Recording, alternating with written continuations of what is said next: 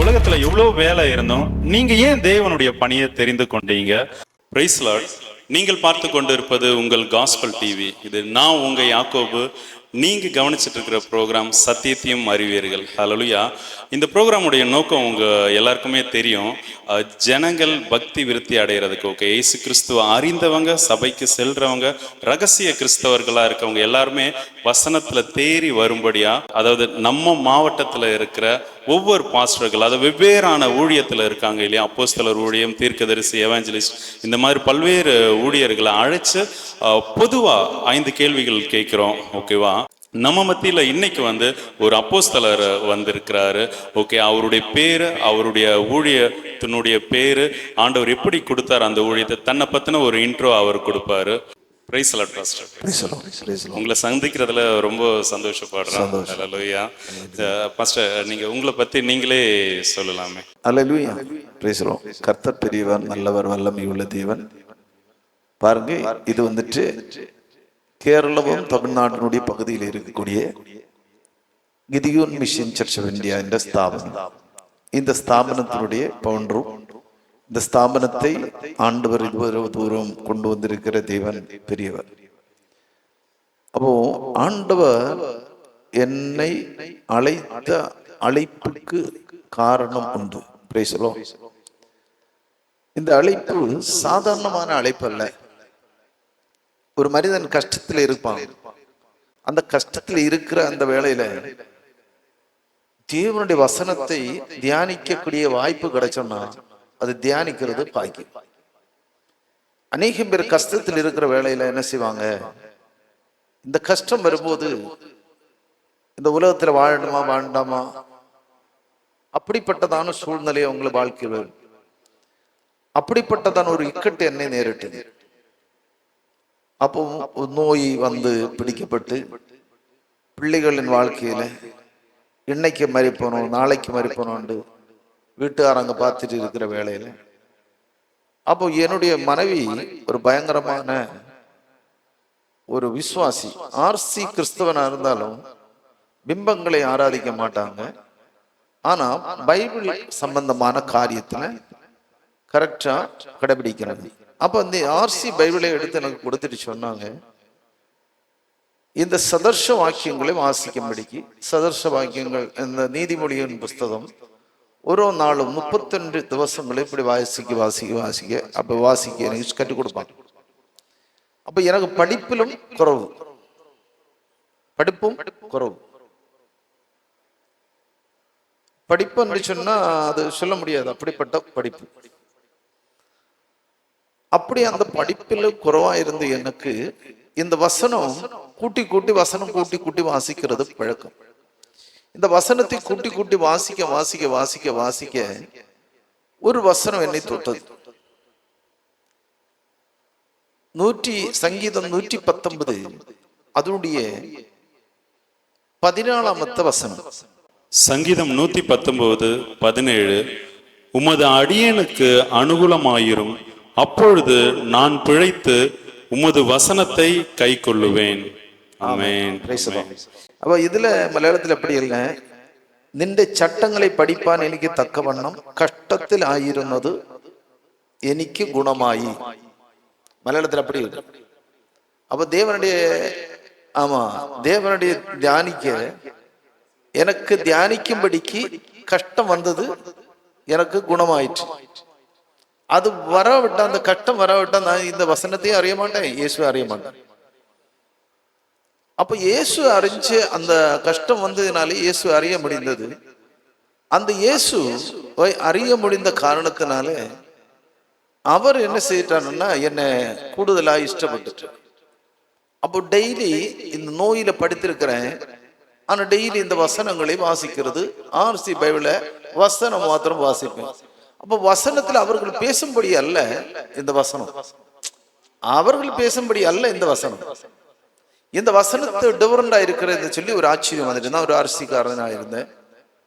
அதனால எனக்கு டிஃபரன்ஸ், ஒரு பெரிய மாற்றம். இந்த வசனத்துல இருக்கிறது உண்மை. உண்மை என்ற இருதயத்துல பதிச்சிட்டேன். இந்த இருதயத்துல பதிச்சதுனால எனக்கு அது வந்துட்டு பயங்கரமாய் என்ன அப்போ ஆண்டவரால் என்னை சௌக்கியப்படுத்த முடியும், ஆண்டவரால் ரட்சிக்க முடியும், அப்படியே எனக்குள்ளால ஓடிட்டே இருக்கு. அப்படித்தான் எனக்கு ஒரு விடுதலை தந்தா ஆண்டவர் ஊழியத்தை செய்யும்படிக்கு. இவ கடையில கடந்து ஊழியம் செய்ய முடியாது இல்லையா? அப்போ ஒரு ஊழியத்தை தந்தா, எனக்கு ஒரு விடுதலை தந்தா தான் எனக்கு ஊழியம் செய்ய முடியும். அப்படி தேவனுடைய சமூகத்துல என்ன செய்துட்டேன், பொருத்தனை எடுத்துட்டேன். அப்போ விடுதலை ஆகி வந்த பிறகுதான் தேவனுடைய ஊழியத்தை செய்ய தொடங்கினேன். அப்போ இயேசுவனுடைய ஊழியத்தை அப்படித்தான் செய்யணும். நான் நினைக்கிறேன் இன்னைக்கு 3 வருஷம் 4 வருஷம் பைபிள் கிளாஸ் படிச்சுட்டு என்ன செய்வாங்க, உடனே பைபிள் எடுப்பாங்க, ஏதாவது ஒரு ஊர்ல போவாங்க, சுவிசேஷம் சொல்லுவாங்க. அதில் எந்த மனுஷன் ஊழியத்தை செய்கிறானோ செய்கிற மனுஷனுக்கு அந்த செய்கிற காரியத்துக்கு ஒரு பயங்கரமான ஒரு காரியம் இருக்கணும். அது அடுத்த சப்ஜெக்ட்ல பேசுகிறேன். அப்போ இப்படித்தான் இயேசு அறிந்து இந்த ஆண்டவருக்குள்ளால வர காரணம். ஓகே, ரொம்ப சந்தோஷம் பாஸ்டர், ரொம்ப சந்தோஷம். ஆக்சுவலாக அவருடைய தன்னுடைய சாட்சியவே சொல்லி வந்து இன்ட்ரோடியூஸ் பண்ணி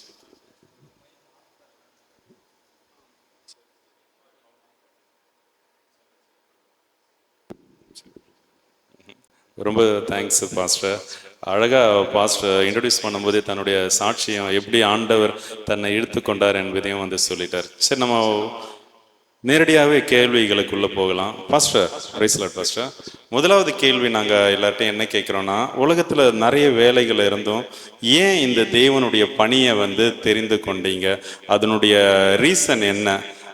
அவ்வளோ வேலைகள், அவ்வளோ தரப்பு, அவ்வளோ நாடுகளில் இருக்குது, எல்லா இடத்துலையும் ஓப்பனிங் இருக்குது. ஆனாலும் ஏன் இந்த தேவனுடைய பணியை நீங்கள் இதைத்தான் செய்வேன்னு சொல்லிட்டு முழு நேரமும் தேவனுடைய பணிக்குன்னு உங்களை நீங்கள் அர்ப்பணித்து வந்தீங்கிறத நீங்கள் சொன்னால் கேட்குறவங்களுக்கு கொஞ்சம் யூஸ்ஃபுல்லாக இருக்கும். ஃபர்ஸ்ட் அது தேவனுடைய பணி. எனக்கு வந்துட்டு டிரான்ஸ்போர்ட் டிரைவராக இருந்தேன், கேரளா டிரான்ஸ்போர்ட் டிரைவராக இருந்தேன். எனக்கு எந்த ப்ராப்ளமும் கிடையாது. இந்த சின்ன வயசுலேயே டிரைவர் தான். அப்போ என்னை கைடன்ஸ் பண்ணுகிற யாரோ என்னை பின்தொடர்றாங்க. சிலவங்களுக்கு புரியாது. ஒரு மனிதனை ஆண்டவர் இழுக்கிற விதத்துல அவரை கைடன்ஸ் பண்ணும்படிக்கு பிறகு எந்த சத்தம் வந்துட்டே இருக்கு. அப்படித்தான் நான் வண்டி பஸ் எல்லாம் ஓட்டிக்கிற சமயத்துல என்ன ஒரு கைடன்ஸ் பண்ணும்படி யாரோ என்ன கைடன்ஸ் பண்ணுகிறாங்க. ஆமா, அப்படி ஆமா ஆமா, அந்த கைடன்ஸ் யாரோ என்ன வந்துட்டு யாரோ உந்துறாங்க. அப்போ கொஞ்சம் கொஞ்சமா ஜெபிக்க தொடங்கிட்டேன். இந்த களிகளிலிருந்து திருவனந்தபுரம் போவேன். திருவனந்தபுரம் போகும்போது செயின் சர்வீஸ் பஸ்ல இருந்து ஜெபித்துட்டே இருப்பேன். இந்த ஜெபிக்கிற வேலையில ஒரு சம்பவம் நடந்தது. எல்லாவங்களுக்கும் கிடைக்கும் அந்நிய பாஷை, எல்லாவங்களும் பாஸ்டர்ஸ் எல்லாம் கை வச்சு ஆமா அந்நிய பாஷை எல்லாம் கிடைக்கும் வைப்பு இருக்குது. உண்மையா சொல்லுகிறேன், ஸ்தோத்திர யாகங்களை திருவனந்தபுரத்திலிருந்து களிகாலிலிருந்து திருவனந்தபுரத்தில் போகிற வழியில ஜபம் பண்ணிட்டே நம்ம ஸ்தோத்திர பலியே சொல்லிட்டே இருக்கு. அப்படி பேசிக்கொண்டிருக்கிற வேலையில தான் ஒரு நாள் திடீர்னு நாக்கு திணற தொடங்கிட்டு, நாக்கு திணறி அது ஒரு அந்நிய பாஷையாய் மாறிட்டு. அப்படிதான் பஸ் ஓட்டிட்டு இருக்கிற சமயத்துல தான் அந்நிய பாஷை கிடைச்சு. சிலவங்க நினைப்பாங்க அப்படியெல்லாம் கிடைக்குமா, பயங்கரமா ஜெபம், காலையில இருந்து மாலை வரை ஜெபம். எப்ப 5 ட்ரிப் அடிக்கணும், 5 அங்கோட்டு 5 இங்கோட்டு, இந்த 5 ட்ரிப்லையும் ஜெபம். அப்படி அந்த ஜெபத்துல கிடைச்சதான் அந்நிய பாஷை. அது யாரும் கையும் வைக்கல, அல்லாமதான் அந்நிய பாஷை ஒரு மனுஷனுக்கு கிடைக்கிற ஒரு வரம். அது கிடைச்ச உடனே ஆண்டவர் சில வழிகள்ல நடத்த தொடங்கிட்டார். இந்த பஸ் ஓட்டிட்டே அநேக பேர் சுவிசேஷத்தை சொல்ல தொடங்கிட்டேன். இயேசு யார் என்று உள்ளதை பேச தொடங்கிட்டேன். இயேசு எப்படிப்பட்டவர் சொல்ல தொடங்கிட்டேன். அது ஆட்டோமேட்டிக்கலாட்டு என்ன அந்த ஊழியத்துக்குள்ளால கொண்டு போகுது. அது ஆண்டவருடைய செயல். அது ஆட்டோமேட்டிக்கலாயிட்டு கொண்டு போகுது. ஒரு மனுஷன்கிட்ட சுவிசேஷம் சொல்லுகிறேன், வேற ஒரு வீட்டுக்கு போய் ஜெபம் பண்ண போறேன், அங்கே என்ன நடக்குது, அங்கேயும் விடுதலை நடக்குது. ஒரு 50 மனுஷன்கிட்ட போய் சுவிசேஷம் சொல்லுகிறேன், அந்த வீட்டுக்கும் ரட்சிப்பு வருது. அப்போ அந்த சுவிசேஷத்தை பேச பேச அப்போ அப்படியே ஆட்டோமேட்டிக்கலா என்ன கொண்டு வந்து ஃபுல் டைம் ஊழியத்துல கொண்டு வந்துட்டார். அப்படிதான் ஊழியத்துல வந்தது. ஹல்லேலூயா. ஆக்சுவலாக ரொம்ப அழகா பாஸ்டர் சொன்னாங்க. என்னன்னா, தேவனுடைய அழைப்பு ஒரு மனுஷனுக்கு இருந்ததுன்னா அந்த அழைப்பு அவனை வழி நடத்தும். ஓகேவா? அவர் அழகா உண்மையா சொல்லிட்டாரு. நிறைய ஊழியர்களே இப்ப இருக்கிற காலகட்டத்துல ஏத்துக்க அவங்களுக்கு தெரியாத விஷயங்கள் கூட இது ஓகே அந்நிய பாஷை இங்கே தான் கிடைக்கும், இப்படி தான் கிடைக்கும், இந்த பேட்டர்னில் தான் கிடைக்கும்னு சொல்கிறாங்க. ஓகேவா? பந்தி விசாரிக்கும் போது கூட வந்து கிடைக்கும். ஓகேவா? எனக்கும் வந்து நான் நடந்துட்டு இருக்கும்போது ஒரு ட்ரெயின் ஏறுறதுக்கு போகும்போது ஒரு ப்ரேயர் முடிச்சு நான் துதிச்சிட்டே வரேன். அந்த இடத்துல தான் அப்படியே டங்ஸ் வந்தது. பாஸ்டர் இப்போ ஒய்ஃபுமே தனியாக மாடியில் ஜெபிச்சுட்டு இருக்கும்போது தான் அந்நிய பாஷை அவர் வந்து உள்ள நிரப்புறாரு. ஓகே, இப்போ பாஸ்டர் சொல்லும் போதும் அவர் தேவனை அதிகமாக துதிக்க அந்த வசன தாகத்தில் இருக்கும்போது ஆவியானவர் தன்னை நிரப்புறாரு. ஓகே, டங்ஸ் அப்படியே வந்து ட்விஸ்ட் ஆகுது. ஓகே, இந்த இடத்துல இது எனக்கு இதை சொல்லும்படியா ஒரு பெரிய வாய்ப்பு கிடைச்சிருக்கு. ஓகே, அந்நிய பாஷை நீங்க வாஞ்சிங்க, நீங்க எப்போ ஆண்டவர் துடிக்கிற பேட்டர்ன்லயே இருங்க, கண்டிப்பா உங்களையும் நிரப்புவார். சரி, முதல் கேள்வி உண்டான பதில் ரொம்ப அழகா சொன்னாங்க இல்லையா பாஸ்டர்? அவருக்குள்ள ஒரு சத்தம் கேட்கும், ஒரு கைடன்ஸ், ஒரு லீடிங், இதை செய் அதை செய், ஓகேவா, இப்படி செய்யணுங்கிற ஒரு இதை யாரோ ஒருத்தர் இருந்து இன்ஸ்ட்ரக்ட் பண்ணிக்கிட்டே இருக்கிற ஒரு ஃபீல் இருந்தது இல்லையா? உங்களுக்கும் அந்த மாதிரி ஃபீல் இருந்துக்கிட்டே இருக்க? யாரோ ஏதோ ஒரு சக்தி, ஏதோ ஒரு விஷயம் வந்து உங்களை அப்படியே ஒரு சரியான பாதைக்குள்ள தள்ளுற மாதிரி தோணுதா? முழங்கால் படியிடுங்க. ஓகே, வசனத்தை அதிகமாக வாசிங்க, அந்த வசனம் மட்டும்தான் உங்களை வழி நடத்தும். ரொம்ப தேங்க்ஸ் பாஸ்டர். நம்ம அடுத்த கேள்விக்கு நேராக போகலாம்.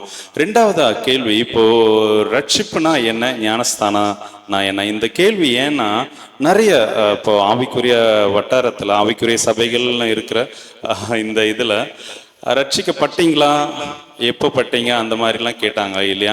இது வந்து ஒரு நாளில் நடக்கிறதா, அதை பற்றி கொஞ்சம் எனக்கு தெரிஞ்சுக்கிறது தான் ரட்சிப்பு. ரெண்டாவது ஞானஸ்தானம், அது எப்படி எடுக்கணுங்கிறது வசனத்தின்படி நீங்கள் விருப்பம் இருந்தால் சொல்லலாம், இல்லைன்னா அதை வேண்டாம். ரட்சிப்புனா என்ன, ஞானஸ்தானம்னா என்ன? இதுதான் ரெண்டாவது கொஸ்டின் ஃபர்ஸ்ட். இந்த ரட்சிப்பு, ஒரு மனுஷன் ரட்சிப்பிக்கப்பட வேண்டும் என்றால் அதிகமாய் தேவனுடைய வார்த்தையை அறியணும். அப்போ இந்த யோவான் புஸ்தகம் 10:9 வாசிக்கும் போது, நானே வாசல், என் வழியாய் ஒருவன் உள் பிரவேசித்தான் நீங்கள் ரட்சிக்கப்படுவீர்கள், உள்ளும் புறம்பும் சென்று நல்ல மேய்ச்சலை கண்டடைய முடியும். அப்ப ஏன் ஆண்டவர் அப்படி அந்த வசனத்தை கொடுத்திருக்கிறார்? நானே நல்ல மேய்ப்பேன், நானே வாசல், என் வழியாய் ஒருவன் உள் பிரவேசித்தான். அப்ப என் வழியாய், அவருடைய வழி, அவருடைய சத்தியம், அவருடைய நீதி, அவர் சொல்லுகிற வார்த்தை படியாய் உண்மையாய் உள் பிரவேசித்தால், கிறிஸ்துவுக்குள் உள் பிரவேசிக்கிறது, கிறிஸ்துவுக்குள் வருகிறது. வந்து உள்ளால வந்தா அவன் ரட்சிக்கப்படுகிறான். ஆட்டோமேட்டிக்கல் அவன் ரட்சிக்கப்பட்டாச்சு. அவன் அதிலிருந்து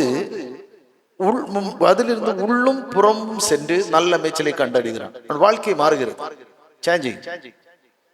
அவன் வாழ்க்கையில் இருக்கிற நிலைமை மாறுகிறது. வரணும், கிறிஸ்துக்குள் வரணும். கிறிஸ்துவ வழியில் நான் ரட்சிக்கப்பட்டேன் இப்போ சொல்லுவாங்க, ரட்சிக்கப்பட்டேன். நான் ரட்சிக்கப்பட்டு எத்தனை நாள் ஆச்சு தெரியுமா உங்களுக்கு? சிலவங்க கேட்பாங்க, ஒரு 12 ஸ்டைல் எடுத்து தலையில குத்திட்டு சொல்லுவாங்க, இந்த ரட்சிக்கப்பட்ட இவ்வளவு நாள் ஆச்சு. அப்ப அவங்க ஏதாவது ஒரு சின்ன ஜூவலர்ஸ் ஏதோ போட்டிருந்தா அதே குறிச்சு அறுப்பாங்க. ஆனா போடுறாங்க. ஆனா பாருங்க, அவங்க சபைக்குள்ளாலே அவங்க கெட்டுற வாட்சிக்கே எவ்வளவு விலை தெரியுமா? சொர்ணம் தான் உள்ளால. அவங்க உடுக்கிற சாரி எப்படிப்பட்ட சாரி, 3 லட்சம் ரூபாய்க்கு விலை பிடிப்புள்ள சாரி வரை அவங்க உடுக்குறாங்க. தலையில போடுகிற ஸ்கார்ப் வந்துட்டு வேற மாடல். எவ்வளவு செயல் எடுத்து தலையில கூத்துறாங்க பாத்தீங்க. இது ரட்சிப்பா? நோ, ரட்சிப்பு கிடையாது. ஆமா, ஆனா கிறிஸ்துவுக்குள், வெளியே இல்ல. வெளியில இருந்த மனுஷனுக்கு வெளியில இருந்து என்ன வேணாலும் பேசலாம், உள்ள வந்தா பேச முடியாது. கிறிஸ்துக்குள் வந்தா எந்த மனுஷனுக்கும் தேவையில்லாத பேச முடியாது. அப்ப கிறிஸ்துக்குள் வெளியே நின்னா என்ன வேணும்னு பேசிட்டான். உள்ளால வந்துட்டான். நாம் ரட்சிக்கப்பட்ட மனுஷன், அவனால தேவையில்லாத காரியங்களை பேச முடியாது. இப்படி பேசுகிறபடினால அநேகம் பிரச்சனைகள் வருகிறது. அநேகம் பேர் கிறிஸ்துக்குள் வர மடிக்கிறாங்க. நான் பழைய இடத்துல இருந்துட்டு போட்டு பழைய காரியங்களே செய்துட்டு போவோமே, அப்படியே போயிட்டு இருக்கிறாங்க. அதான் இந்த ரட்சிப்புக்குள்ளால இவங்க வரணும். இந்த ரட்சிக்கப்பட்டு ஸ்நானமேற்ற மாத்திரம்தான் அவன் விசுவாசி. அவன் பாவத்தை சாகுறான். பாவத்தை சாகுறது நீதிக்கு படைக்கிறான். அப்போ இந்த ரட்சிக்கப்பட்ட மனுஷனுக்கு மாத்திரம்தான் இந்த பாவத்தில் சாக முடியும், அவன் நீதிக்கு பிழைக்க முடியும். அல்லன்னா வெளியில் நின்று நான் ஸ்நானம் எடுத்தாச்சு, நான் பரலோக ராஜ்யத்துக்கு போயிடுவேன், அந்நிய பாஷை கிடைச்சாச்சு, எல்லாம் கிடைச்சாச்சு. இப்ப மைய கூட்டத்துல இருந்து 10 பேரை கூட்டத்துல இருத்திய அந்நிய பாஷை படிப்பிக்கிறாங்க. தெரியுமா உங்களுக்கு? அப்போ இது உங்களுக்கு எது தெரியும்? இப்போ நான் ஒரு கொன்னம்பட்டில் ஒரு இடத்துல இருக்கு, ஒரு சபை இருக்குது. அந்த சபையில இந்த அந்நிய பாஷையை படிப்பிக்கிறாங்க. அந்த வார்த்தைகளை இவர் பேசுவாரு, அது கூட்டத்துல அதே போல அவங்க பேசி படிக்கணும், படிப்பிக்கிறாங்க. அந்நிய பாஷை கிடைச்சிட்டு இனி அவன் பரலோகத்தினுடைய ஆளு. அப்படியே சங்கதி போயிட்டே இருக்கிற இந்த உலகம் அப்படி போயிட்டு இருக்குது. அதனால தான் நான் உண்மையா சொல்லுகிறேன், என்னை யாருமே பிடிக்காது, என்ன யாருக்கும் பிடிக்காது. எனக்கும் இப்போ நீங்க என்ன பேசுறீங்க, ஆனா என்ன தெரிஞ்சவங்க ஒண்ணு என்கிட்ட கிட்ட நெருங்க மாட்டாங்க. அப்படிப்பட்ட சூழ்நிலை இருக்குது. அப்ப வசனத்துல கரெக்டா இருப்பேன், ஆனா இந்த கிறிஸ்துவ வெளியில இருந்துட்டு எது வேணாலும் பேசலாம். உள்ளால வந்தவனுக்கு எப்போ அதுக்கு ஒரு கட்டளை இருக்கும், அதனோட திட்டம் இருக்கும், அதனுடைய காரியம் இருக்கும், எல்லாத்துக்குமே இப்படித்தான் இருக்கணும். அப்ப உள்ள வந்துட்டான், அவன் ரட்சிக்கப்பட்டுட்டான். அவன் உள்ளும் புறமும் சென்று நல்ல மேய்ச்சலை பார்க்கறான். அவன் வாழ்க்கை மாறுகிறது, சேஞ்ச் ஆகுறது, எல்லாமே சேஞ்சிங். பின்ன வந்துட்டு பார்த்தானா ஸ்நானம், அந்த ரட்சிக்கப்பட்ட மனுஷன் தான் ஸ்நானம் எடுக்கணும். வார்த்தை கேட்காத, தெரியாத சின்ன பிள்ளைகளை பிடிச்சி ஸ்நானம் கொடுத்துட்டு என்ன பிரயோஜனம்? இப்போ ஒரு பெரிய ஆள் வராருன்னா இன்னைக்கு 15 வயசான 12 வயசான பிள்ளைகள் எல்லாம் ஸ்நானத்துக்கு போய் இருக்குது. ஏந்தானா இவர் ஸ்நானம் கொடுத்தா பரலோகத்துக்கு போயிடுவாங்க. இதுக்காகவே ஒரு திட்டமே வச்சிருக்காங்க. அப்போ வசனம் கேட்டு மனம் திரும்பி ஸ்நானம் எடுக்கிறவன் ரட்சிக்கப்படுவான், அல்லாத சிக்ஷாவதிக்குள்ள போறான். ஸ்நானம் அப்படித்தான் இருக்குது. ரட்சிக்கப்படாத ஒரு ஸ்நானம் எடுத்துட்டான் அவன் பரலோகத்துக்கு போக முடியாது. அவனோட வாழ்க்கை பாவம் வாழ்க்கை அவனட்டு மாறாது. ஆமா, ரட்சிக்குள்ள வராது இருந்தாலும் நடக்காது. அப்படித்தான் ஸ்நானம் எடுக்க. ரொம்ப தேங்க்ஸ் பாஸ்டர். ஆக்சுவலா இப்ப 2 விஷயத்த சொல்லிட்டேன். ஆமா ரெண்டுமே அழகா ஷார்ட்டா. ஹல்லேலூயா.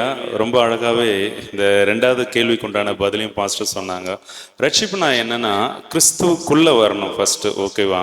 அவருக்குள்ள, அவர் தான் வாசலா இருக்கார், அவர் தான் என்ட்ரன்ஸா இருக்கார் இல்லையா? அவருக்குள்ள வரும்போது தான் உள்ளும் புறமும் சென்று மேய்ச்சல் அடைவான் அப்படின்ட்டு யோவான் 10:9 அந்த வசனத்தை எடுத்து காட்டினாங்க.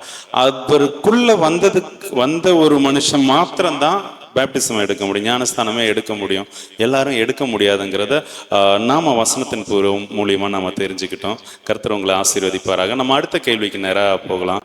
Price Lord pastor. இப்போ அடுத்ததா என்னன்னா, இப்போ இருக்கிற இந்த வாலிப பிள்ளைங்க சபைகள்ல, உங்க சபையில பிரயோஜனப்படுறாங்களா, மற்றபடி பொதுவாகவே தேவனால உபயோகப்படுத்துற மாதிரி இருக்கிறாங்களா, இல்லை உபயோகப்படுத்த முடியலையா அப்படிங்கிறது நீங்க பார்த்தது உங்களுடைய அனுபவத்துல இருந்து கொஞ்சம் சொல்லுங்க பாஸ்டர். நீங்க ஏன்னா நிறைய சர்ச்சஸ் ஆல்ரெடி உங்களுக்கு இது மெயின் பிரான்ச்சா இருக்கு, பாக்கி இதை தவிர 4 சர்ச் இல்லையா, நிறைய உங்களுக்கு சர்ச் பிளான்டிங் அந்த மினிஸ்ட்ரி இருக்கிறனால நான் உங்ககிட்ட கேட்குறேன், நீங்க எப்படி வாலிப பிள்ளைங்க எப்படி இருக்காங்க, உங்களுடைய கருத்து கொஞ்சம் சொல்லுங்க. இந்த வாலிப பிள்ளைகளை இப்போ என்னுடைய கண்டிஷன்ஸ் போனா, இந்த பிள்ளைகளை இப்போ இதே நான் கட்டுற ரைட்டா இப்படி போயிட்டு இருந்தேன்னா, இந்த பிள்ளைகளை ஒரு தலைமுறை தாண்டும் போது பிள்ளைகளே இருக்காது. பிள்ளைகளை கொஞ்சம் கொஞ்சமாட்டு தான் கிறிஸ்துவுக்குள்ளால கொண்டு வர முடியும். கொண்டு வர முடியும். அவர்கள் செய்கிற சின்ன சின்ன தப்புகள் எல்லாம் உணர்த்தி கொடுத்து, சின்ன சின்ன காரியங்கள் எல்லாம் உணர்த்தி கொடுத்து, தனியா பிடிச்சு பேசி அவங்களுக்கு ஒரு நல்ல போதனை கொடுத்து அப்படியே கிறிஸ்துக்குள்ளால கொண்டு வந்தா வருகிறாங்க, பிள்ளைகள் வருகிறாங்க, வருகிற பிள்ளைகள் நிற்கிறாங்க, வருகிற பிள்ளைகள் கர்த்தருக்கு கீழ்ப்படிந்து இருக்கிறாங்க, சபைகள்லையும் இருக்கிறாங்க. ஆனா ஒரு சிலர் என்ன செய்யறாங்க, ஒன்றும் இல்லாத இருக்கிற நேரத்துல அவங்க இயேசு வேணும், இயேசு வேணும், பிள்ளைகளையும் இயேசுக்குள்ளால வளர்த்துவாங்க, ஜெபம் பண்ண கொண்டு வருவாங்க, ஜெபம் பண்ணுவாங்க, அப்படி எல்லாம் இருப்பாங்க. ஆனா தேவனை அறிந்து கொஞ்சம் வளர்ச்சி அடையாங்க. இவன் காரு பங்களா காரியங்கள் எல்லாம் வரும். வந்த உடனே என்ன செய்வாங்க, தம்முடைய பிள்ளைகளை ஏதோ ஒரு லோகத்துக்குள்ளால கொண்டு போயிடுறாங்க. இப்ப பாஸ்டர் தன்னுடைய சபையில பாஸ்டரா இருக்கிற பாஸ்டர் பிள்ளைய என்ன செய்வாங்க, அமெரிக்கா விட்டுருவாங்க படிக்குது. எங்க இருக்கிற விசுவாசிகள் எங்க இருப்பாங்க, எங்க இருப்பாங்க. ஆனா இப்போ இவங்க என்ன செய்யறாங்கன்னா, ஃபர்ஸ்ட் பாஸ்டர்ஸே நினைச்சுக்கிறாங்க, சபையில மக்களுக்கு மாதிரி காட்டுறாங்க, என்ன பிள்ளைய அமெரிக்கா விடுவாங்க, ஆசீர்வாதம் நினைக்கிறாங்க. அடுத்து என்ன செய்யறாங்கன்னா, ஒரு இந்த வெளிநாட்டுகளுக்கு டாக்டர்ஸை படிக்க விடுறதுக்கு, ஆனா இந்த இதை எடுத்து வச்சிருப்பாங்க ஏஜென்சி வச்சிருக்கிறாங்க. இப்போ காரக்குணம் ஆஸ்பத்திரியில் போனா ஆஸ்பத்திரியிலே டாக்டர்ஸ் இந்த பாஸ்டர்ஸ் ஏஜென்சி இருக்கிறாங்க. எல்லா ஆஸ்பத்திரிகள்லையும் கார்டு கொடுத்துருக்குறாங்க. எனக்கு ஒரு கார்டும் கிடையாது. எல்லா ஆஸ்பத்திரிகளையும் எஸ்பி போற்று முதல் இங்கோட்டு இருக்கிற எல்லா ஆஸ்பத்திரிகள்லையும் பாஸ்டர்ஸ் கார்டு இருக்கு. இவங்களுக்கு நோய் வந்தா ஃப்ரீயா ட்ரீட்மெண்ட். ஆனா இவங்களை பண்ணுகிற ட்ரீட்மெண்ட் எல்லாம் இவங்க கொண்டு கொடுக்கிற விசுவாசிகள்கிட்ட வாங்கியிருப்பாங்க. அப்படிப்பட்டதான சூழ்நிலையை உருவாக்கி வச்சிருக்காங்க சமூகத்துல. அந்த நீங்க போங்க, பிபிகேல போங்க, இல்லைன்னா இந்த இடத்துக்கு போங்க, இல்லைன்னா இந்த ஆஸ்பத்திரி போங்க, இல்லைன்னா இந்த ஆஸ்பத்திரி போங்க, ரெஃபர் பண்ணி விடுவாங்க, எல்லாம் கேட்டர்ஸ் கொடுத்து விடுவாங்க. அப்படிப்பட்ட ஒரு சூழ்நிலை இவங்களுக்குள்ளால இருக்கிறபடினால இந்த ஜனங்க வளர்ச்சி அடைய மாட்டாங்க, கிறிஸ்துக்குள்ளால வர மாட்டாங்க. எங்க போனோமா என்ன ஆச்சுமா கேட்டாங்க, சொல்லுவாங்க, ஐயோ பாஸ்டர் நோயில அகப்பட்ட பாஸ்டர் தெரியுமா, நான் என்ன எஸ்பி போர்ட்டுல போய் தான் விடுதலை வந்தேன், அங்க போயிட்டு இங்க வந்துட்டேன், இயேசு விடுதலை கொடுத்து கொண்டு வந்தான்னு சொல்ல மாட்டாங்க. அப்ப ஜெபம் இல்ல, இந்த பெரிய ஆசிரியர் சிந்தனை தான் மூளையில் ஓடும். அப்போ இந்த பிள்ளைகளை அப்படித்தான் இவங்க வளர்க்கிறாங்க, அப்படித்தான் இருப்பாங்க. ஆனா இந்த பிள்ளைகள் என்ன வருங்காலத்துல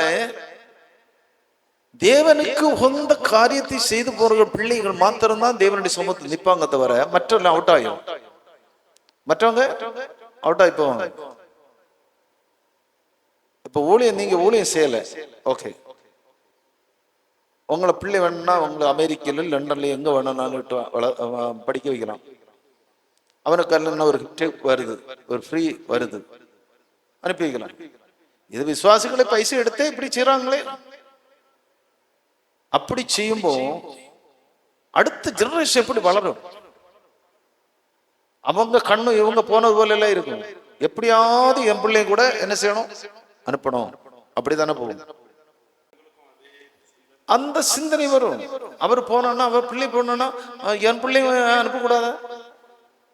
அவன் பிள்ளை கிறிஸ்துக்குள்ள வளர மாட்டான். அவன் ஒரு 12ஆம் கிளாஸ் முடிச்சவன என்ன செய்வான், உடனே அவனை தலைக்குள்ளால தேவையில்லாத கேட்டி அவனை என்ட்ரன்ஸ் எழுத வச்சிருவான், உடனே டாக்டர் அல்லனா வேற செட்டு. அப்போ இப்படி செட்டு மாற்றி அவங்களை கொண்டு போயிடுவான். அப்போ அந்த பிள்ளையின் வாழ்க்கை என்ன ஆகுதுன்னா, இவங்க தெரியாது, பிள்ளை அப்படி படிச்சுட்டு கஷ்டப்பட்டு இங்க வந்து என்ன செய்யும், இவங்களை மதிக்க மாட்டாங்க, தாய் தகப்பனை மதிக்க மாட்டாங்க. இவங்க அனுப்பி வைக்கிற இவங்களுக்கு இது என்ன ஆகும் தெரியுமா, இனி ஏதாவது இந்த வயோதிகள், அது எப்படி சொல்லுவாங்க தமிழ்ல, முதியோர் இல்லத்துல ஆக்கப்படுவாங்க. இவங்களை பிடிக்காத பிள்ளைகளுக்கு. அப்படித்தான் முதியோர் இல்லம் வளருது, அப்படித்தான் முதியோர் இல்லம் வளருது, அல்ல வளராது. இதுதான் சம்பவம். அதான் பிள்ளைகள் இன்னைக்கு அதுக்கு கீழே இருக்கிற பிள்ளைகள் எல்லாம் சந்தோஷமா இருக்கிறாங்க, சமாதானத்தோட இருக்கிறாங்க, எந்த ப்ராப்ளம் இல்லை. பிள்ளைகள் வாழ்க்கையும் நல்லா இருக்குது, நல்லா படிச்சு நல்ல நாடை பார்த்து வீடை பார்த்து அவன் தாய் தப்பனை பார்த்து பொண்ணும் கொட்டி பிள்ளைகளை ஆட்டி இருக்கிறாங்க, சந்தோஷமா இருக்கிறாங்க. ஓகே, ரொம்ப சந்தோஷம் பாஸ்டர், ரொம்ப சந்தோஷம் பாஸ்டர். ஆக்சுவலாக பாஸ்டர் சொன்னதன்படி பார்க்கும்போது, பாஸ்டர் சொன்னதில்லை, இப்போ நானுமே அதை அக்செப்ட் பண்ணிக்கிறேன். ஓகே, பிள்ளைங்க ஆக்சுவலாக ரொம்ப நல்ல பிள்ளைங்க. ஆனால் அவங்க பார்க்குற பேரண்ட்ஸாக இருக்கட்டும், அவங்க இருக்கிற சபையில் இருக்கிற ஊழியர்களாக இருக்கட்டும், உலகத்துக்குரியவைகளை நாடி தேடும்போது இவங்களுக்குள்ள கிறிஸ்துவ வர முடியாமல் போயிடுது. இவங்க கிறிஸ்துவுக்குள்ள வசனத்தில் வளர முடியாமலே போயிட்டு இருக்க சமூகத்தை வந்து பார்க்குறாரு. ஓகேவா, நம்ம இப்போ அடுத்த கேள்விக்கு நேராக வந்து கடந்து போகலாம். ஃபர்ஸ்ட், இப்போ ஆண்டவர் ஒவ்வொரு நாளுமே நம்ம எல்லாருக்கும் நிறைய காரியங்கள் செஞ்சிட்டு இருக்காரு. ஆண்டவர் உங்களுக்கு செஞ்சதுல நீங்க பிரதானமா நினைக்கிற ஒரு விஷயத்துல ஒரு சாட்சியா கூட நீங்க சொல்லலாம். தேவன் உங்களுக்கு செஞ்ச நன்மைகள்ல ஒவ்வொன்று பிரதானமா நீங்க எண்ணுகிறத ஒரு காரியத்தை நீங்க சொல்லலாம். ஒன்னோ இல்லை ரெண்டோ. சரி, பிரைஸ் தி லார்ட். எனக்கு வந்துட்டு எனக்கு ஆண்டவரை தெரியாது, தேவனையே தெரியாது, இயேசு என்னன்னு தெரியாது. ஆனா நான் புரிந்து கொள்ள காரணம், கைலூரியா என்று சொல்லக்கூடிய ஒரு நோய் எனக்கு வந்தது. கிட்னி, 2 கிட்னியும் ஸ்டக் ஆயிட்டு, கொலஸ்ட்ரால் வந்து கிட்னியை மூடும். அப்படி 2 கிட்னி ஸ்டக் ஆகி மெடிக்கல் திரும்பி விட்டுட்டாங்க, இதுக்கு மெடிசனே கிடையாது. அப்போ அந்த சாவின் பாதையிலே இருக்கக்கூடிய வழியில தான் இயேசுவை அறிய ஒரு வாய்ப்பு கிடைச்சது. நந்தரமே சொன்னலாம், வாசிக்க சொல்லி கொஞ்சம் கொஞ்சமா பைபிள் இந்த வசனம் கூட்டி கூட்டி வாசிச்சு, அப்போ கோயம்புத்தூர் இங்க வந்து என்ன இங்க உள்ள என்னுடைய இடத்துல எல்லாம் நிறைய சபைகள் இருக்குது. ஆனா இந்த சபைகள் வந்து எனக்கு பிடிக்காது. அது மாத்திரம் இல்லை, என்னுடைய பேரை கேட்டாலே அவங்க என்ன செய்வாங்க, சபையிலே கேட்ட மாட்டாங்க. அப்போ என்ன கோயம்புத்தூர்ல அழைச்சிட்டு போனாங்க. ஒரு நல்ல ஒரு அண்ணா வச்சு இருந்தாங்க, என் டிரான்ஸ்போர்ட் டிப்போல மெக்கானிக் ஸ்டாஃபா இருந்தார். அவர் என்ன கோயம்புத்தூர்ல அழைச்சிட்டு போய் அங்க ஒரு ப்ரேயர்ல என்ன அட்டென்ட் பண்ண வச்சாங்க. அது ஒரு பயங்கரமான அனுபவம். நான் போய் சும்மா வேடிக்கை தான் பார்த்துட்டு இருந்தேன். அங்க நிறைய பேருக்கு விடுதலை ஆகுறது, நிறைய பேர் பிசாசு எல்லாம் சொல்லுது. இது என்ன பிசாசா என்னன்னு எனக்கு தெரியாது. அப்ப நான் வேடிக்கை பார்த்துட்டே இருக்கிறேன். வேடிக்கை பார்த்துட்டு இருக்கிற வேலையில திடீர்னு ஒரு மின்னல் ஒற்றை அடி அடிச்சுட்டு, மின்னல் தான் கரெக்டா பார்த்தோம்னா மின்னலா இருக்கும், டப்புன்னு அடிச்சு. அந்த அடியோட சத்தவனை போல கிளாச்சு. அது தேவனுடைய வல்லமையா இருந்தது, சக்தி.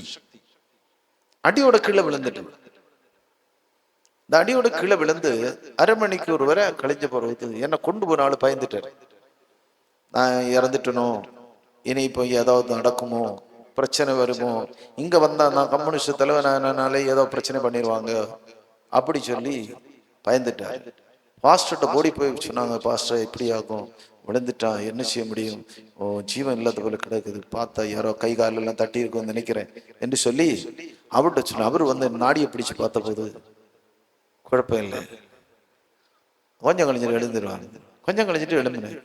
ஆனா இந்த கிட்னில இருந்த சகல அந்த கொழுப்பினுடைய அம்சங்கள்லாம் யூரின் பாசிக்குள்ள வந்து கட்டிட்டு, அப்படிதான் அந்த ஒரு உடம்புக்கு அடியில போய் ஒரு கல் போட்டு இருந்து யூரின் பாஸ் பண்ண தொடங்கினது. அதுல கட்டி இருந்த சகலவும் வெளியே போயிட்டு, எல்லாம் வெளியே போடணும்னா கிட்னி ஃபங்க்ஷன் ஆக தொடங்கிட்டு, சரீரம் வைப்ரேஷன் கொடுக்க தொடங்கிட்டு, பசி எடுக்க தொடங்கிட்டு. அப்ப சரீரம் வைப்ரேஷன் எடுக்க தொடங்கணும்னா அவரை பிடிச்சிட்டு கிட்னி ஃபங்க்ஷன் ஆகும்போது சரீரம் வரைக்கும் பசி. அவர் உடன் டாட்ல எண்ணெயில சேமியா கிண்டி 2 பேட்டு தந்தார். தந்துட்டு சாப்பிட்டுட்டு போய், நீ போய் அந்த சபையினுடைய ஒரு ஓரத்துல படுத்துக்கோ, நான் அந்த நைட்டும் ப்ரேயர் இருக்கு, ஆனா ப்ரேயர் அட்டென்ட் பண்ணல, நான் தூங்கிட்டேன், காலமே தான் எழுந்துறேன், யூரின் பாஸ் பண்றேன், யூரின் கரெக்டா நான் குடிச்ச தண்ணி எல்லாம் போகுது. அன்னையில் இருந்ததான் 2 அப்பவும் சாப்பிட்டு முட்டை எல்லாம் சாப்பிட்டது அன்னைக்கு தான். பாருங்க, அது ஒரு வாழ்க்கையில கிடைக்கக்கூடிய ஒரு பயங்கரமான பாக்கியம். ஸ்ட்ரைட்டா அறிகிறது, தேவனுடைய விடுதலை என்ன என்று நம்ம புரிந்து கொள்ளுகிறது, தேவனுடைய சக்தியை புரிந்து கொள்ளுகிறது. அது வாழ்க்கையில கிடைக்கிற எல்லாவங்களும் அது கிடைக்காது. அது கிடைக்கிற ஒரு பாக்கியம். പക്ഷെ அவருடைய அந்த வல்லமையினாலே நிறைய பேரை ஆண்டவர் சோகப்படுத்திட்டு, இப்போ ஆண்டவர் சோகப்படுத்திட்டே இருக்கு, விடுதலை ஆக்கிட்டே இருக்கு. ரொம்ப அருமையா சொன்னீங்க பாஸ்டர். ஆக்சுவலாக அவர் கிட்னி ரெண்டுமே டாக்டர்களால் கைவிடப்பட்ட நிலைமையில கூட சும்மா எதிர்ச்சியாக ஒரு இடத்துல அவருக்கு தெரிஞ்ச அந்த சமயத்துல டயாலிசிஸ் கிடையாது. அப்படி டயாலிசிஸ் அந்த சமயத்துல இருந்திருந்தா டயாலிசிஸ் பண்ணிருப்போம். டயாலிசிஸ் பண்ணக்குள்ள இடம் அப்போல்ல மாத்தணும். அந்த சமயத்துல 83 ஆமா டயாலிசிஸ் பண்ணா அங்கதான் போகணும். இங்க ஒரு இடத்துல டயாலிசிஸ் கிடையாது. மெடிக்கல் காலேஜில் போறேன் இப்ப என்ன எல்லா இடத்துல மருந்தியல் டயாலிசிஸ் சென்டர் இருக்குது. சரியா? சரி. ஹல்லேலூயா, ஸ்தோத்திரம். அப்படி இருக்கும்போது ஒன்றுமே பண்ண முடியாத சுச்சுவேஷனில் இயல்பான வாழ்க்கை வாழ்ந்துட்டு இருக்காங்க. ஒரு கூட்டத்துக்கு போகும்போது அவருடைய பலவீனத்தில் தேவனுடைய பலன் ஒரு மின்னல் போல வந்து தாக்கி, ஓகே, அவருக்குள்ள இருக்கிற குறைபாடுகள் நீங்கி தேவன் அவரை பலப்படுத்தி வல்லமையினால நிரப்பப்பட்டு இப்போ அவர் தேவனுடைய வல்லமையை பெற்று அவருக்குள்ள இருக்கிற அந்த தெய்வ வல்லமையை மற்றவங்களையும் வந்து டெலிவரன்ஸ் நடக்குது. நிறைய அற்புத அடையாளங்கள்லாம் வந்து அவர் மூலிமா ஆண்டவர் அவருடைய நாமம் மகிமைப்பட்டுக்கிட்டு இருக்கு. நம்ம அடுத்த கேள்விக்கு போயிடலாம். கடைசி கேள்வி. ஃபர்ஸ்ட் பிரைஸ்லாட இப்போ ஆக்சுவலாக நீங்கள் சொல்லும் போது நிறைய விஷயங்கள் பார்த்தேன். மொத்தத்தில் வசனம் அழகா யோவேல சொல்லுது, விதையானது மண்கட்டையின் மேல அது மக்கி போய் கிடக்குதுன்னு. வசனம் வந்து அப்படிதான் இருக்கு. ஆக்சுவலா வேர்ல்ட்ல கடல் நிறைய தண்ணி இருந்தாலும் அதை ஒரு டம்ளர் கூட குடிக்க முடியாதுன்னு சொல்ற மாதிரி இருக்கு. நான் புரிஞ்சுக்கிட்டேன். ஓகே, உங்க மைண்ட்ல இருக்கிறது ஓகே. இப்போ இருக்கிற ஊழியர்கள் என்ன பண்ணணும்? ரெண்டாவது, ஆத்துமாக்கள் விசுவாசிகள் இவங்க என்ன செய்யணும்? இப்போ கிறிஸ்துவனுடைய ரகசிய வருகையில போகணும், இல்லை அவர் நேராக வந்து கூப்பிடுறாரு, எப்படியோ பரலோக ராஜ்யத்துக்கு போகணும்.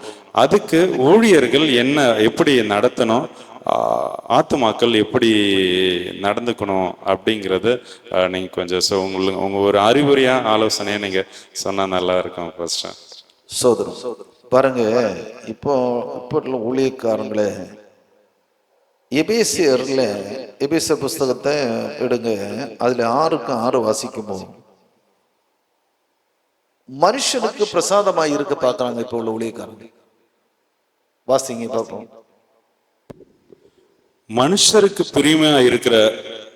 மனுஷருக்கு பிரியமா இருக்க விரும்புகிறவர்களாக பார்வைக்கு ஊழியம் செய்யாமல் கிறிஸ்துவின் ஊழியக்காரராக மனப்பூர்வமாய் தேவனுடைய சித்தத்தின்படி செய்யுங்கள்.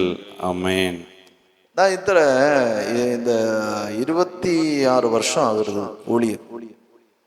இந்த 26 வருஷத்துல ஊழியத்துல நாம் பார்த்த போது அன்னைக்கு இருந்த ஊழியக்காரர் ஒரு 5 வருஷம் அல்லன்னா ஒரு 6 வருஷம், அதுக்கு பிறகு 20 வருஷம். இந்த 5-6 வருஷம் வரை நல்ல ஊழியக்காரங்களா இருந்த கிறிஸ்துவ கண்டுதான் ஊழியம் செய்துட்டு இருந்தாங்க. இப்போ கிறிஸ்துவ கொண்டு ஊழியம் இல்லை, மனுஷனுக்கு ஊழியம் செய்கிறாங்க. மனுஷனை எப்படி பிரியப்படுத்த, உங்களை எப்படி பிரியப்படுத்தி அவங்க பாக்கல இருக்கிற கொஞ்சம் பைசா வாங்க முடியும். இப்ப அந்த தம்பியை பிரியப்படுத்தி ஏதோ கொஞ்சம் பைசா வாங்க முடியுமா? என்ன செய்ய முடியும்? என் ஜபத்தினுடைய ஆட்டோமேட்டிக்கலா ஒரு மாற்றம் வந்தா இந்த வீட்டுல போய் சோமன்னா இவ்வளவு கொடுப்பாங்க. அந்த ஒரு வியூல ஓடிட்டு இருக்கு வண்டி, ஊழியம் வண்டி ஓடிட்டு. இப்போ உங்களுக்கு நீங்க டெலிஸ்கான்டர் பண்ணுவீங்களோ என்ன எனக்கு தெரியல. நீங்க போட்டா எனக்கு பிரச்சனை இல்லை. இது வந்துட்டு இவங்க படிக்கணும். அப்போ இப்போ இவங்க என்ன செய்யறாங்க, மனுஷனுக்கு ஊழியம் செய்கிறாங்க, தேவனுக்கு செய்ய மாட்டாங்க. ஜெபம் கிடையாது, ஜெபம் இல்லை. இப்போ நமக்கு ஒரு ஜெபம் வேணுமா? என்ன ஜெபம் பிடிக்கும்? உடன் வாட்ஸ்அப்புக்குள்ளால போனா, இதுக்குள்ளால என்ன கூகுள்ல போனா கூட ஒரு ஜெபம் வந்துடும். எடுப்பாங்க அந்த கூகுள் ஜெபத்தை என்ன செய்வாங்க, இந்த சாணத்தை செவியில வச்சுட்டு அப்படியே பேசிட்டு இருப்பாங்க. அந்த ஜெபம் உங்களுக்குள்ளால எங்க போனாலும் ஆட்டோமேட்டிக்கலா பேசும். இருதயத்துல இருந்து பேச மாட்டாங்க. பிரசங்கம் எப்படி பிரசங்கிக்கலாம், மனுஷனை எப்படி பிரதிபலிக்க முடியுமோ அப்படியே பிரசங்கம். இந்த என்ன செய்யும், கூகுள்ல போனா இன்ன வார்த்தை ரட்சிப்பு, அதனுடைய ஒரு பிரசங்கம் வரும். அந்த பிரசங்கத்தை எடுத்து பேசுவாங்க. இப்போ கூகுளும் இதுவும் பேச தொடங்கும் போது பைபிள் பேசாது, வசனம் கிரியை செய்யுது. பைபிள் பேசாது, தேவன் பேச மாட்டான். அப்போ கூகுளும் இதுதான் இப்ப பேசிக்கொண்டிருக்கிறது. எல்லாத்தையும் தெரிந்து கொள்ளுகிறாங்க, கிண்டி கிண்டி எடுத்து பார்த்துட்டு இதுல இருந்து என்ன வசனம், இந்த வசனம். இப்ப வந்துட்டு ஒரு அறிவாளிகள் என்ன செய்யறாங்க, வசனம் ஒத்துவாக்கி வந்து சொல்லி இறக்குறாங்க. அவங்க பெரிய அறிவாளி. அப்போ அவன் வந்து இதை பார்த்து என்ன செய்யறாங்க, ஒத்துவாயத்துக்குள்ளால போறாங்க. ஆவிக்குள்ளால இல்லையே, ஆவிக்குள்ளால வராதபடினால விசுவாசி ஆவிக்குள்ளால இல்லை, விசுவாசியும் ஆவிக்குள்ளால இல்லை, கற்றுக்கொள்ள முடியல. அவங்க ஆவிக்குள்ளால இருந்தா தான் இவர் ஆவிக்குள்ளால இருப்பாரு. அவங்க இருந்தா தான் இது நடக்கும், அவங்க இல்லைன்னா இது நடக்காது. அவர் இல்லையே. இப்போ எந்த இடத்துல பார்த்தோன்னே சிலவங்க என்ன செய்யறாங்க, நமக்கு திருவட்டாறுல ஒரு நாள் ஒரு மேடையில பிரசங்கம் பண்ண போன ஒரு ஐயாவை பிடிச்சிட்டாங்க, தெரியுமா உங்களுக்கு தெரியுமா? ஆமா, பிடிச்சிட்டாங்க. பிடிஞ்சு அப்படியே அடிச்சு விரட்டிட்டாங்க. தண்ணி அடிச்சுட்டு இருந்துச்சு. மேடையில பிரசங்கம் பண்ண போனது பிரசங்கியாரே அப்படி இருந்தோம்னா எப்படி இருக்கும்? அப்போ அந்த ஒரு சூழ்நிலை வருது. அந்த ஒரு சூழல்ல இவங்க வாழ்க்கையில இவங்க கூகுளும் பார்த்து இந்த ஒத்துவாக்கியங்களை பார்த்து இப்படி போனா இது ஜனங்களுக்குள்ளால பரிசுத்த ஆவியானவர் செயல்பட மாட்டாரு. இப்ப நான் வந்துட்டு கூகுள்ல இருக்கிறேன், பரிசுத்த ஆவியானவர் இல்லை.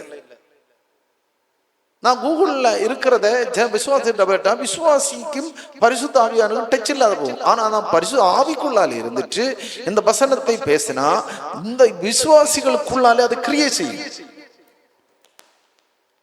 விசுவாசிக்குள்ளால கிரியை செய்யும், அல்ல கிரியை செய்யாது. அப்படிப்பட்டதான ஊழியம் இல்லை.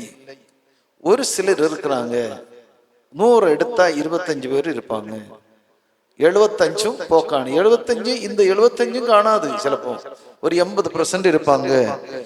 இந்த 80% மாத்திரம் இருக்கிறதுனால இவங்க வாழ்க்கையில ஒண்ணுமே முன்ன போக முடியாது.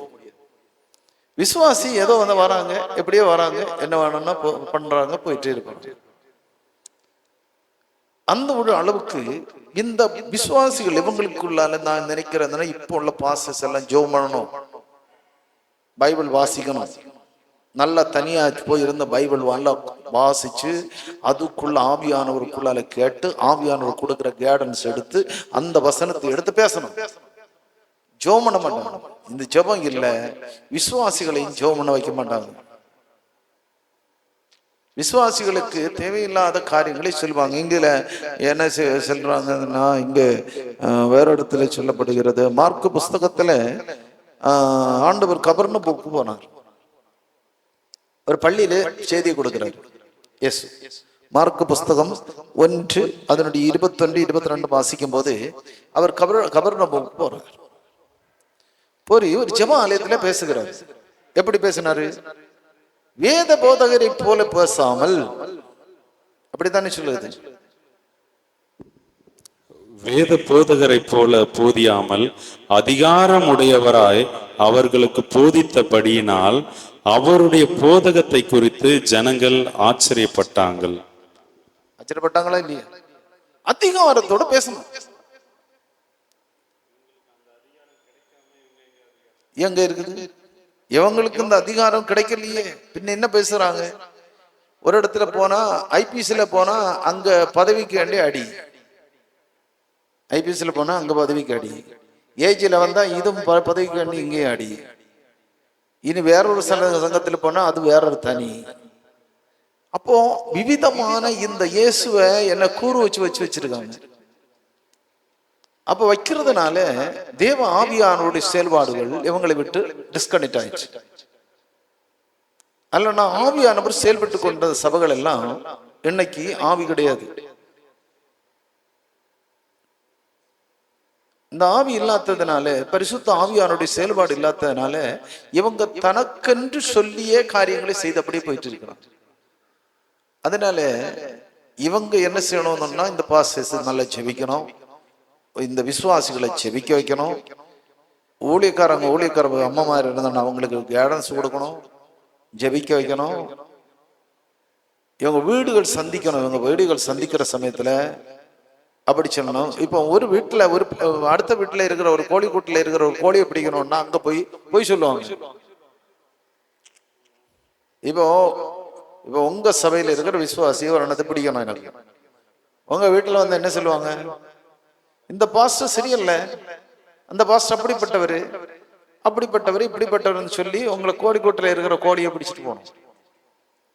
இப்படி கோழியை பிடிச்சு வளர்த்தா கொண்டு போறேன். அந்த வீட்டுக்காரங்க யோசிக்கணும்.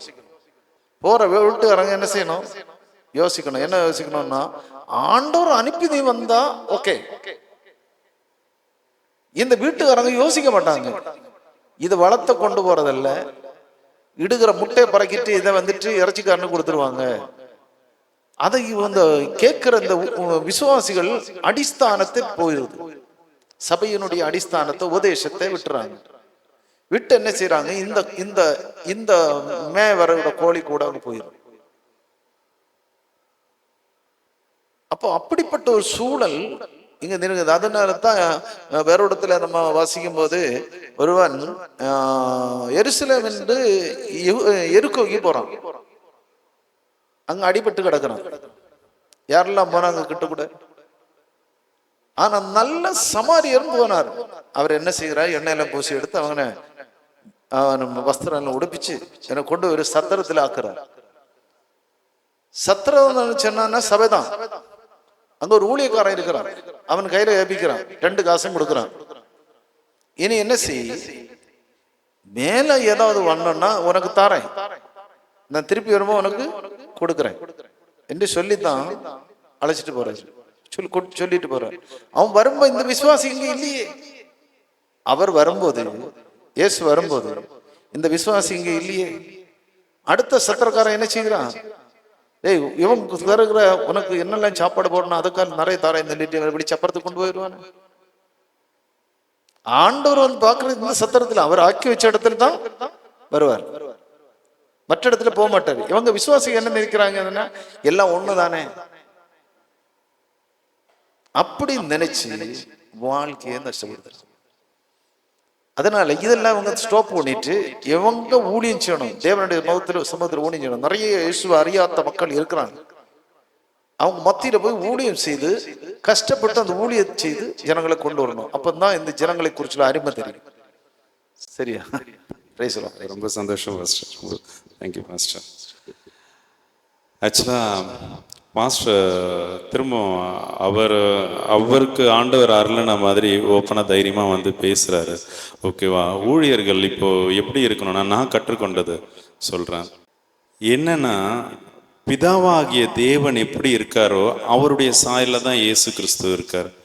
அவருக்கு பிடிக்காத எதையுமே செய்யலாம், அதாவது அவருடைய சித்தம் அல்லாதது ஒன்றுமே வந்து கிறிஸ்து இயேசு செய்யலை இல்லையா?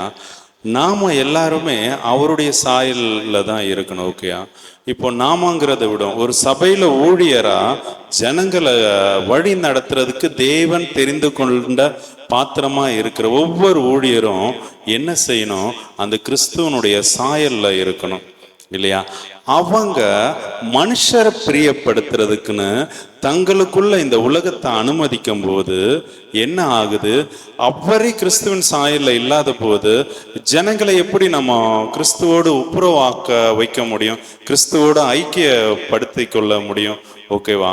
அப்போ நாம் அதாவது ஊழியர்கள், முழு நேர ஊழியர்கள் கிறிஸ்துவின் சாயலில் இருக்கிறதுக்கு ஃபோக்கஸ் பண்ணணும். நல்லா ஜெபிங்க, துதிங்க, அபிஷேகத்தில் ஒவ்வொரு நாளுமே நிரம்பி புதுப்பிச்சுக்கோங்க. ஆவியானவர் சொல்லலைன்னா மெசேஜே கொடுக்காதீங்க தயவு செஞ்சு. ஓகேவா? அது அப்படியே ஜெபத்தில் கொண்டு போங்க, இல்லை உங்களுக்கு தெரிஞ்ச பாடலில் கொண்டு போங்க. ஆவியானவர் சொல்லாத எதுவுமே அது ஜீவன் உள்ளதா இருக்காது. உங்களுக்குள்ள அந்த ஜீவன் இல்லாம நீங்க பேசுற எதுவும் மத்த ஒரு ஆத்மாவையும் உயிர்ப்பிக்காது. அந்த நீங்க ஜீவனோட பேசினா மாத்திரம்தான் அது மத்த ஆத்மாக்களை உயிர்ப்பிச்சு பரலோக ராஜ்யத்துல கொண்டு போய் சேரும். ஓகேவா? நீங்க இந்த கடைசி காலத்துல ஆயத்தப்படுங்க. உங்க கூட இருக்கிற எல்லா கூட்டத்தையும் வந்து ஆயத்தப்படுத்துங்க. கர்த்தர் உங்களை ஆசீர்வதிப்பாராக. கடைசியா பாஸ்டர், நீங்க ஒரு வேர்டு மாதிரி ஒரு ஸ்லோகன் அப்படின்னு சொல்லுவோம் இல்லையா, வெர்டிக் வேர்டு, கடைசியா ஏதாச்சும் ஒரு வார்த்தையில ஏதாவது சொல்ல விரும்புறீங்களா பாஸ்டர்? அது எப்போதுமே நாம் சொல்லுகிறது, கர்த்தருக்குள் இருங்க, கிறிஸ்துக்குள் இருங்க, கிறிஸ்துவோடு சேர்ந்துருங்க. ஹல்லேலூயா, ஹல்லேலூயா, ஸ்தோத்திரம். இதுதான் எனக்கு எப்போதும் வரும். அதுதான் கிறிஸ்துக்குள்ள இருந்தா தான் நமக்கு ஒரு அந்த வார்த்தையானது எல்லா உங்களையும் சேர்த்துக்கொள்ளும். ஆமா ஆமா, கண்டிப்பா பாஸ்டர். இவ ஹிந்து இருந்தாலும் அவனையும் சேர்த்துக்கொள்ளும், முஸ்லிம் இருந்தாலும் அவனையும் சேர்த்துக்கொள்ளும், ஆர்சி கிறிஸ்தவனோ சிஎஸ்சி கிறிஸ்தவனோ இருந்தாலும் சேர்த்துக்கொள்ளும். கிறிஸ்துக்குள்ள இருந்தா இந்த அன்பு எல்லா இடத்துலயும் பாருங்க. இதுதான் கிறிஸ்துக்குள் இருங்க. இப்ப என்னுடைய கூட படிச்ச நிறைய பேர் பூசாரி இருக்கிறாங்க கிராமத்துல. வழியில வச்சு கண்டா நான் கேட்டுட்டு வருவேன், அவங்களும் என்ன கேட்டுட்டு வருவாங்க. அப்போ கிறிஸ்துக்குள்ள இருந்தா தான் அது இருக்கும். அல்லனா நான் ஒரு ஏசிக்குள்ள கார்ல இருந்து டையெல்லாம் கட்டி அப்படியே இருந்து அது போய் நிக்கிற இடத்துல நிக்கும். அப்படி இருந்தான்னா நம்மை காண முடியாத இடத்துல உட்கார்றோம், பார்க்க முடியாத இடத்துல இருக்கிறோம். அப்படி இருக்க கூடாது. இப்ப நான் இருக்கிறேன், என்னுடைய வீடு பாரசாலை ஜங்ஷன். நான் என் வீட்டுக்கு வெளியில இறங்குவேன், என்னுடைய எல்லாரும் மட்டும் எனக்கு தெரியும். நானா விதமான ஆளுகளும் எனக்கு நல்ல ஃப்ரெண்ட்ஸ் எல்லாவற்றையும் கிறிஸ்துவோட சேர்ந்திருக்க. தேவையில்லாத காரியங்களை பேச மாட்டேன். அந்த அன்பை பேசுறது. நல்லா இருக்கீங்களா? சந்தோஷம். உண்மைதான் பாஸ்டர். நீங்க சொல்லும்போது எனக்கு இன்னும் நிறைய கேட்கணும், பேசணும், தெரிஞ்சுக்கணும்னு அவ்வளோதான் இருக்கு. ஒப்பனா சொன்னா கர்த்தருக்கு சித்தம் ஒன்றுனா இது பார்ட் 2 மாதிரி வேற 5 கடைசி காலத்தில் உள்ள கேள்விகளுக்கும் கர்த்தர் அனுமதிச்சாருன்னா நம்ம பார்க்கலாம் பாஸ்டர். இப்போ கிறிஸ்துவுக்குள்ளே இருங்கன்னு சொல்லும்போது தான் நீங்கள் அவருடைய அந்த கனிகளோட அந்த அன்போட வந்து இருக்கும்போது தான் ஆத்துமாக்களை நம்ம தேவனிடத்துல கிற்றி சேர்க்க முடியும் இல்லையா? அழகா ஆண்டவர் உங்களுக்கு வார்த்தையை கொடுத்துருக்காங்க, கர்த்தருக்குள்ள கிறிஸ்துவுக்குள்ள இருங்க அப்படின்ட்டு. ஓகே, ரொம்ப தேங்க்ஸ் பாஸ்டர். இந்த ஊழியத்தில் நீங்கள் உங்களை பங்கெடுத்துக்கிட்டது, உங்கள் நேரத்துலையும் நீங்கள் பங்கெடுத்துக்கிட்டது ரொம்ப தேங்க்ஸ் பாஸ்டர். ஹல்லேலூயா. இது உங்களுக்குண்டான ஒரு திறந்த வாசல் தான் இந்த ப்ரோக்ராம். ஓகேவா? நீங்கள் சபை வச்சிருக்க பாஸ்டர், இல்லை எவாஞ்சலிஸ்ட், இல்லை ஒரு தீர்க்கதரிசி, சுவிசேஷகராக இருக்கலாம், இல்லை அப்போஸ்தலர் ஊழியம் செய்கிறவங்களா இருக்கலாம். நீங்கள் இந்த கன்னியாகுமரி மாவட்டத்தில் இருக்க ஜனங்களுக்கு இந்த 5 கேள்விக்கு உண்டான பதிலின் வழியாக நீங்கள் பேச விரும்புனீங்கன்னா நீங்கள் இந்த நம்பருக்கு நீங்கள் கால் பண்ணுங்க. ஓகேவா? நாங்கள் ஃப்ரீயாகவே வந்து வீடியோ எடுத்து தரோம். இது வந்து ஒரு கர்த்தர் உங்களுக்கு கொடுத்திருக்கிற ஒரு திறந்த வாசல் தான் இந்த ப்ரோக்ராம். சத்தியத்தையும் அறிவீர்கள். உங்ககிட்ட சத்தியம் இருக்கா? சத்திய ஆவியானவர் இருக்காரா? ஓகேவா? நீங்க ஃபோன் பண்ணுங்க. ஜனங்களுக்கு இந்த சத்தியத்தை நீங்க கொண்டு போய் சேர்க்கிறதுக்கு பாருங்க. கர்த்தர் உங்களை ஆசீர்வதிப்பார். தேங்க்யூ. God bless you.